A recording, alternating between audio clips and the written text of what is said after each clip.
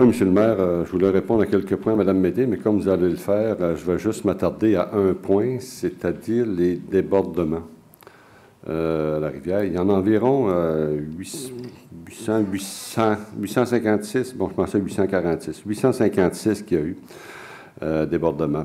Il faut comprendre que ça arrive seulement lorsqu'il y a de fortes pluies et lors d'une période de fonte des neiges rapide. En période sec, si on veut dire, il n'y en a pas de débordement.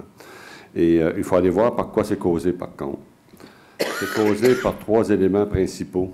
Un, des gouttières, des citoyens qui prennent leur gouttière et qui l'envoient carrément dans le drain. Donc, ça s'en va et donc, c'est une problématique.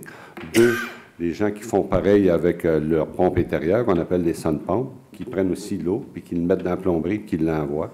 Ça vient gâcher le réseau. Et troisièmement, bien, notre situation, où, comme vous le savez, on a à plusieurs endroits des réseaux combinés, donc sanitaire, pluvial, c'est en même temps. C'est qu'imaginez, quand l'eau des gouttières arrive, puis des sondes-pompes, ça mélange avec le reste, bien oui, il y a des débordements. Alors, lorsqu'on parle de bassins de rétention, mais ce sont les terrains des propriétés qui sont des bassins de rétention naturels. C'est là que l'eau doit aller, pas dans le réseau. Vos gouttières doivent couler sur le gazon, puis ils s'en vont dans la terre, puis ça ruisselle, puis ça fait le travail naturellement. C'est ça qu'il faut faire. Dans les nouvelles constructions, mais dans des grosses constructions, on prévoit des bassins de rétention. Vous avez vu, par exemple, les condos sur la rue Champlain puis Saint-Hubert, il y a un bassin de rétention. On le prévoit déjà. Et la Ville de Saint-Jean, depuis plusieurs années, vous le savez, a fait comme priorité de réhabiliter les infrastructures. Donc, ces réseaux combinés, on les sépare.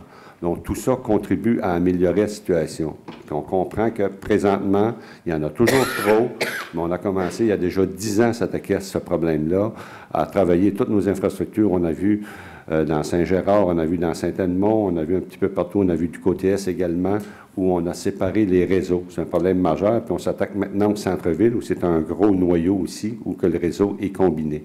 Donc, on fait beaucoup, et à coût de dizaines de millions, pour améliorer, même si le ministère nous avait donné, il y a, je pense, 4 ans, une note de 100 parce qu'on respectait son programme environnemental au niveau des débordements. Pour nous, il faut faire mieux. Et c'est pour ça qu'on a commencé un plan d'action déjà plusieurs années. Puis vous allez voir une campagne de sensibilisation et même de visite. Les gens, vous allez être visités au cours de l'année 2016. Il y a des gens mandatés par la Ville qui vont aller voir si vos gouttières vont en bonne place, si vos sons de pompe sont en bonne place. Et on va vous donner des conseils pour qu'effectivement déconnecter ça du réseau parce que c'est une connexion illégale et qui nous cause cette problématique-là. Alors, tous ensemble, je pense qu'on va améliorer la situation. Puis tous ensemble, je pense, c'est arrivé avec le temps à ce qu'il n'y en ait plus. Merci.